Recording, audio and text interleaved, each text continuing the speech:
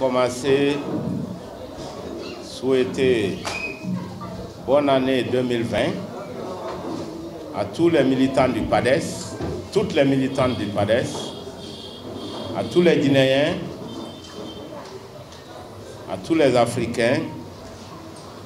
Bonne année de bonne santé, de prospérité, de longévité. À tous et à chacun. Vous savez, l'année 2020, c'est une année difficile pour la Guinée.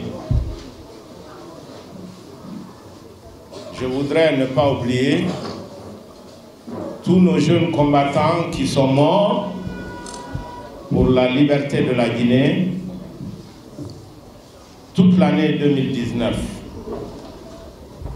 Je voudrais qu'à la mémoire de ces jeunes gens, que l'on ait une minute de silence. Merci. La nouvelle année 2020 est une année difficile, une année de transition, une année de passage de pouvoir, où nous avons deux élections programmées, les législatives et la présidentielle. L'année 2020 requiert de nous et de chacun beaucoup de responsabilités. Nous devons être conscients de porter le destin de notre pays. C'est la raison pour laquelle j'ai dit que les Guinéens qui doivent être les plus concernés sont d'abord les membres de la CENI, Commission nationale électorale indépendante. Pourquoi? Parce que c'est le comportement des membres de la CENI qui met toujours en péril la tranquillité et qui est à l'origine des crises post-électorales, aussi bien en Guinée que dans toute l'Afrique. C'est pourquoi j'en appelle au sens de responsabilité des membres de la CENI, qui, je rappelle, ont tous plus de 18 ans. Chacun est responsable. Lorsqu'on triche dans des élections, on est responsable de la crise post-électorale dans notre pays. Qu'il s'agisse des membres de la CENI, qu'il s'agisse des démembrements de la CENI ou des chefs de quartier, toutes les personnes qui trichent dans des élections mettent en péril la paix et la stabilité et en Guinée et dans tous les pays africains. Commençons par les identifier. Commençons par montrer leurs responsabilités. C'est très très important.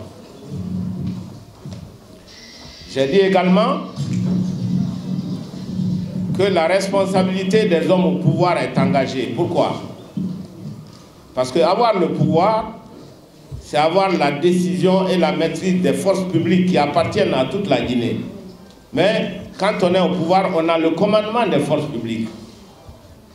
Donc il faut faire attention pour ne pas accentuer la répression, pour ne pas encore connaître des dizaines de morts. Donc ceux qui sont au pouvoir dans un pays ont une grande responsabilité. Et c'est le moment de réfléchir, de les faire réfléchir pour savoir que toute situation change. Si vous avez le pouvoir aujourd'hui, vous massacrez les Guinéens. Demain, quand vous n'aurez pas le pouvoir, qu'est-ce que vous allez faire? Donc faisons très attention. Et c'est aussi la raison pour laquelle j'ai dit que tous les hommes politiques ont leur part de responsabilité, y compris l'opposition. Nous qui portons la parole publique, nous devons toujours prôner la paix, l'unité nationale et la stabilité de notre pays.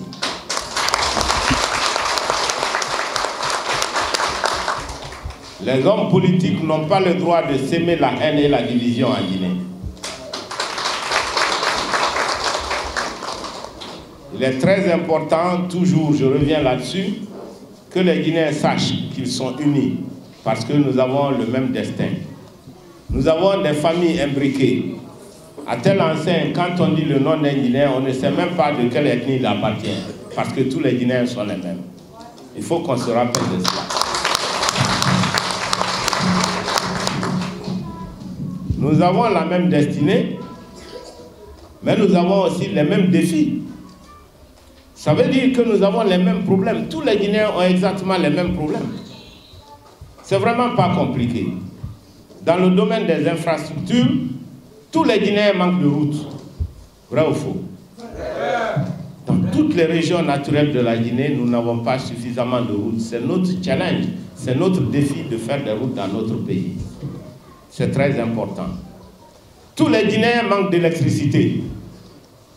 Jusqu'à présent, on est en 2020.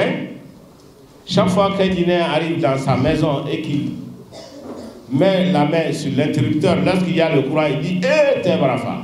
C'est quoi ça? C'est pas normal.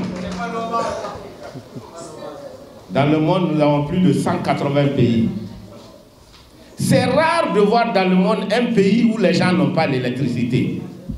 Et autant. Qu'est-ce qui nous guette? Pourquoi on perd le temps avec des personnes incapables de satisfaire les besoins de la Guinée?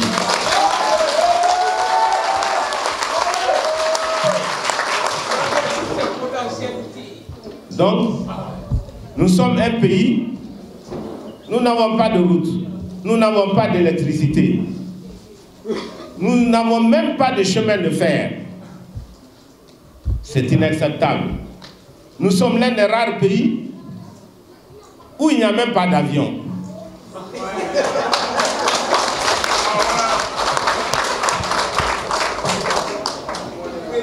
Et les dirigeants guinéens n'ont pas honte. On est toujours en train de rentrer dans les avions des autres. Qu'est-ce qui nous prend?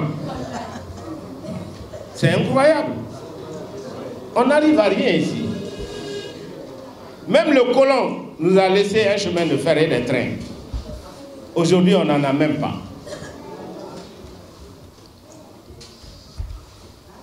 Les infrastructures, c'est ce dont la Guinée a besoin. Mais nous avons besoin des grands secteurs de l'économie.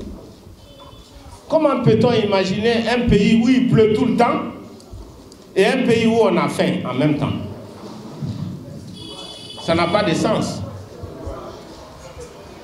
En Guinée, on passe le temps à importer le riz. Est-ce que ça, c'est normal?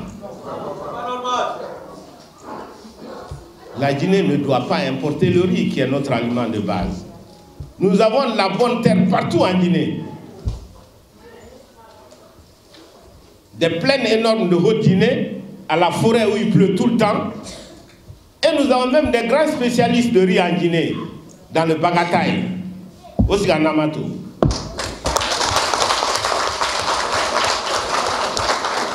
Nous devons être capables de nous nourrir nous-mêmes.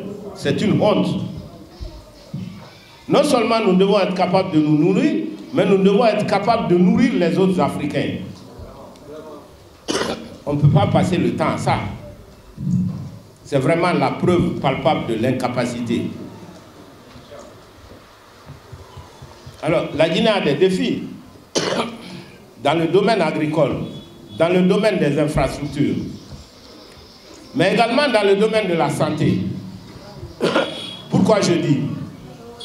Nous sommes l'un des rares pays où tous les dirigeants se soignent à l'extérieur.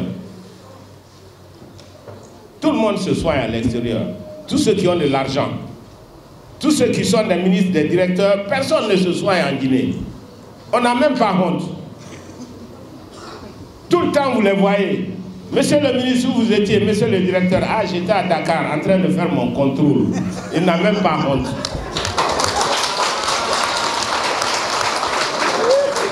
C'est vrai ou c'est pas vrai? C'est vrai. À telle enseigne que les dirigeants guinéens, ils se vantent. Où tu étais? Non, j'étais parti à Paris, je fais mon contrôle. J'étais parti à Dakar, je fais mon contrôle. Pourquoi nous, on ne peut pas faire nos contrôles ici? C'est honteux. Et c'est pour ça, tous les dirigeants qui meurent, ils viennent dans les caisses à l'aéroport de Conakry. Tout le temps, quelqu'un meurt, on dit non, son corps doit venir du Maroc. Quelqu'un meurt, tu demandes, mais allons au cimetière. Non, non, non, il va venir là. Il était parti à Paris. Son corps vient de Bamako. Tous les dirigeants meurent à l'extérieur et leur corps vient en Afrique. C'est pas honteux ça? Et c'est pour ça que le président Poutine a dit qu'on ne peut même pas développer l'Afrique que parce que l'Afrique c'est un cimetière. où les dirigeants viennent juste pour mourir. Personne ne veut travailler ici. Tout le monde vole l'argent pour aller à l'extérieur. Quand ils ont mal à la tête, ils vont à l'extérieur. Leurs enfants, ils vont à l'extérieur. Et ils n'ont pas honte. Et Nyamou Yagima.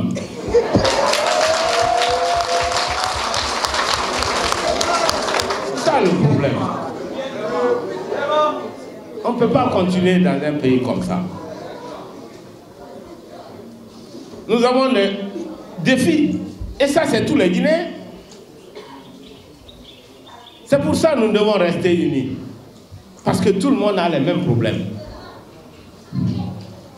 On a des problèmes d'infrastructure, on a des problèmes agricoles, de famine, on a des problèmes de santé, on a des problèmes d'éducation.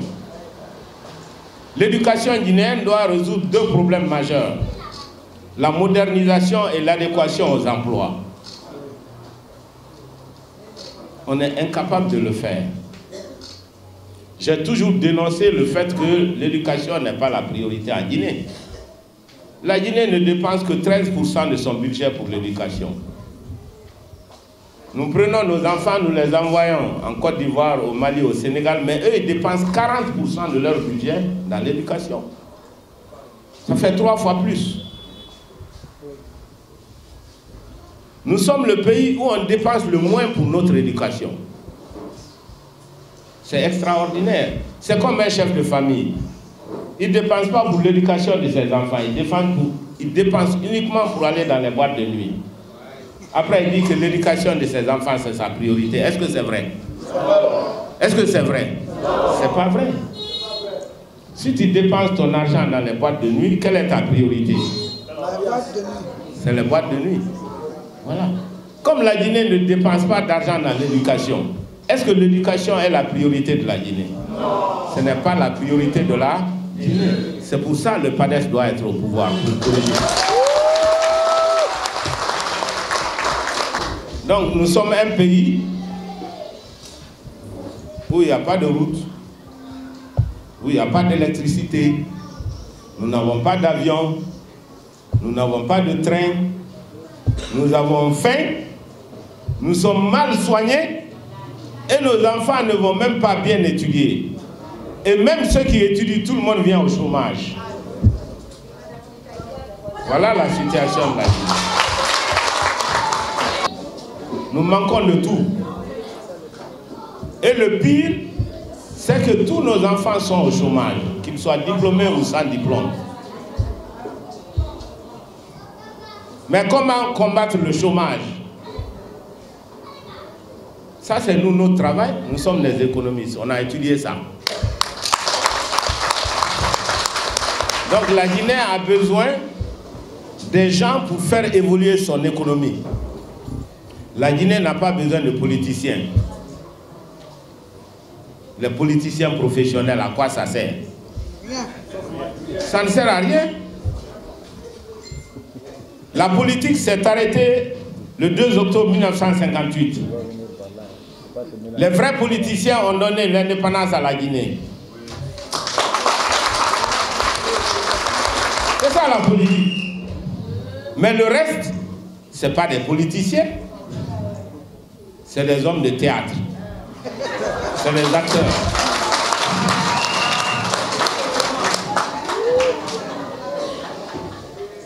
Ben, la politique, à quoi ça sert? Est-ce qu'on mange la politique? Taminara, Madenara, ça ne sert à rien.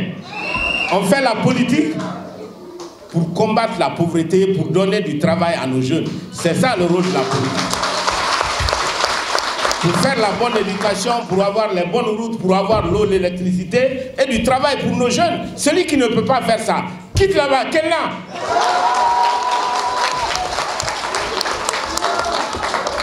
Kaimouno Manara, donc on est là pour combattre la pauvreté. C'est pas pour faire la politique pour la politique. Moi, je m'en fous de la politique politicienne, c'est pas mon affaire. Mon vrai problème, c'est que les Guinéens doivent sortir de la pauvreté. La Guinée doit sortir de la pauvreté. La Guinée doit émerger de la pauvreté. C'est ça le vrai défi de ce pays. Au lieu de ça, on veut opposer les Guinéens. On dit, ah, c'est des ennemis, c'est des amis. Qui est ennemi en Guinée? Moi, je ne connais pas. Tous les Guinéens sont frères et sœurs. Baba Goto, Nene Goto. Tous les Guinéens. Tout le reste, c'est des histoires. C'est des histoires. On est tous des frères et des sœurs ici. Il n'y a pas d'étrangers en Guinée.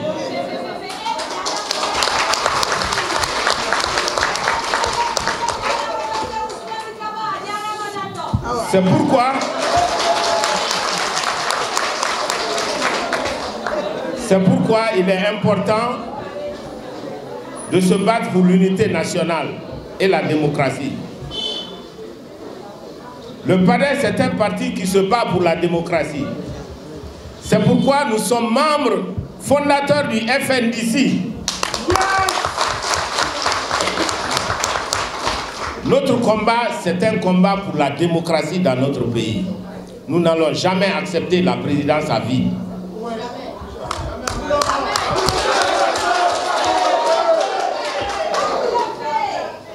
Amoul en fait.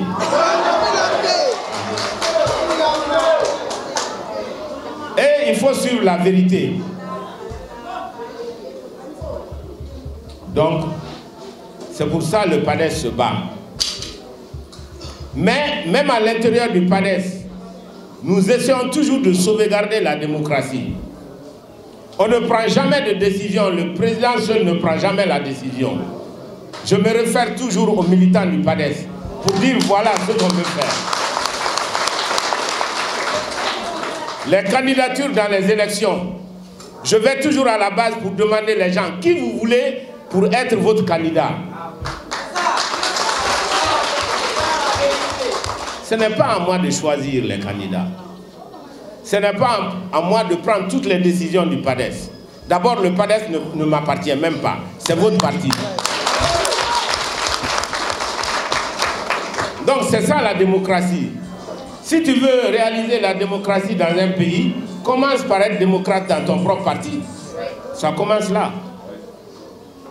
Et c'est la raison pour laquelle le PADES se bat contre le 3e mandat, contre la présidence à vie. Alors, c'est pour cela que je dis que notre combat, c'est un combat de tous les Guinéens. Si vous avez remarqué, le PADES se bat pour s'implanter dans les 4 régions naturelles de la Guinée. Partout il y a le PADES. Partout le PADES se bat pour être implanté. Pourquoi? Parce que si le PADES veut gouverner la Guinée, il faut que le PADES représente toute la Guinée, toute la Guinée. C'est pourquoi c'est le parti le plus national de la Guinée, c'est le PADES. Le PADES est le parti le plus national de ce pays. Parce que les objectifs du PADES sont les objectifs de la Guinée. Et on ne peut pas faire une Guinée contre une autre Guinée. Ça ne marche pas. Namoul en fait. Donc il faut que nous restons unis. Tout ce que les politiciens font pour nous diviser, ce n'est pas pour l'intérêt de notre pays. Le PADES est le parti de l'unité de la Guinée. Le PADES est le parti de la démocratie de la Guinée. Le PADES est le parti de la promotion économique et sociale de la Guinée. C'est ça le PADES. Donc le PADES est là. Le PADES est là pour donner l'espoir aux Guinéens. Nous sommes l'espoir de la Guinée. Vive la Guinée! Vive la Guinée! Vive le PADES! Vive le PADES! Vive les jeunes! Vive les jeunes! Vive les femmes! Vive les femmes! Je vous remercie.